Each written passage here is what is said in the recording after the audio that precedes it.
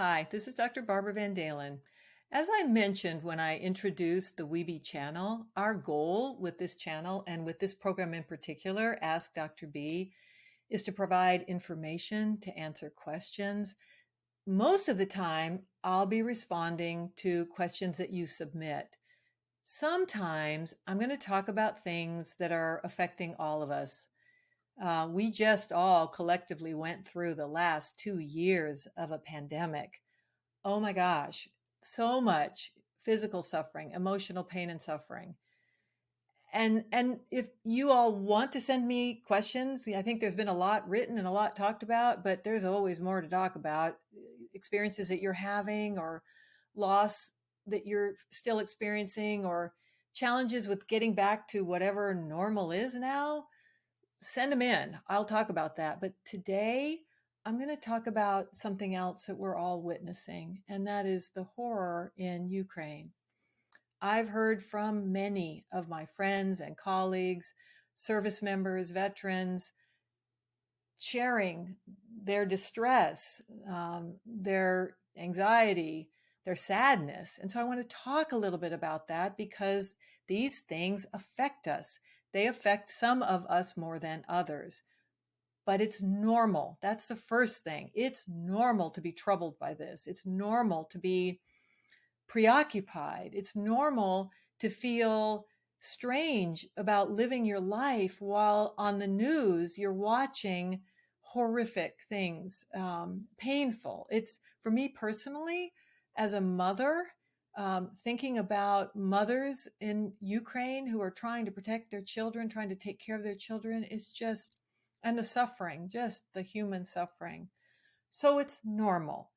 How might you see some of the impact of this on yourself or people you love? So it might come out in, as I mentioned, sort of being preoccupied, having difficulty concentrating on other tasks, wanting to check your news feed constantly. Some people may have difficulty sleeping. They may really start to notice that their mood is more depressed. They may feel anxious, nervous, worried. All of those kinds of reactions and responses would be very understandable.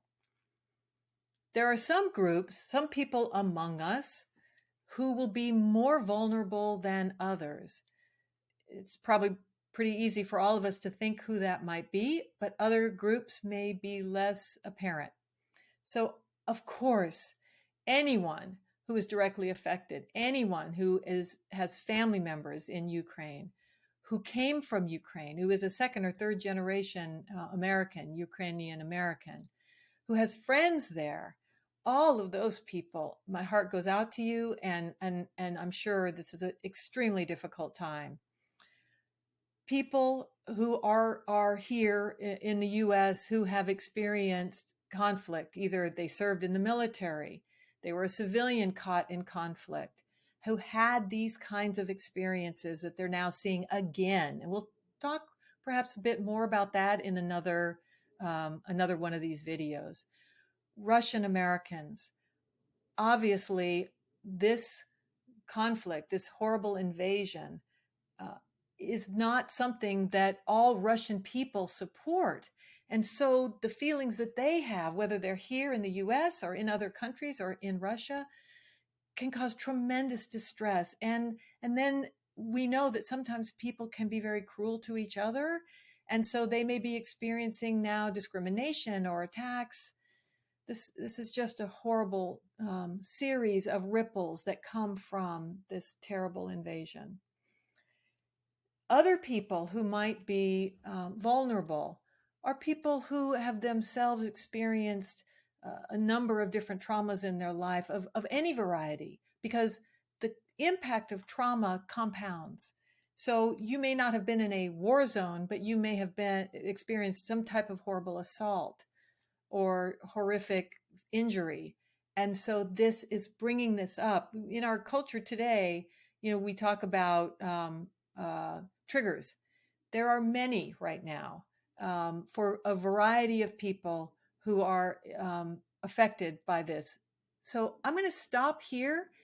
because I just wanted to capture first that this is very normal, very understandable, that a lot of people will be specifically affected, and some maybe that you wouldn't think of.